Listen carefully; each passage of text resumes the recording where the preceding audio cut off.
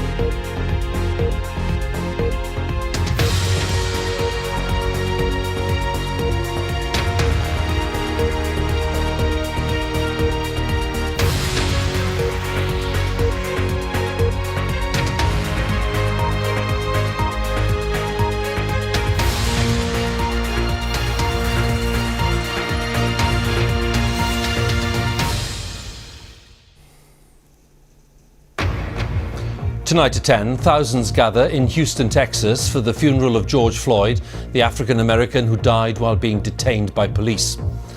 The episode has exposed America's racial divisions to the greatest extent since the tensions of the late 1960s. Come on, church, say amen. Come on, church, say amen. Mr. Floyd died in Minneapolis. 4 police officers have been charged over their involvement in his death as the family calls for radical change. No more hate crimes, please. Someone said make America great again, but when has America ever been great? Here in Houston, the funeral procession is on its way to George Floyd's final resting place, but this is not the end of his story. And events in the US have led to many protests here in the UK. One of the latest is at Oxford University. Demonstrators are demanding the removal of a statue of Cecil Rhodes, one of the most controversial figures in the history of the British Empire. Plans for all primary pupils in England to return before the summer have been dropped because of practical problems. And we reveal how coal has played no part in Britain's power generation for the past 2 months, and that is a record. And coming up on BBC News, Coventry City and Rotherham here toast their success as they're promoted to the Championship, with the League One and League Two seasons ending early.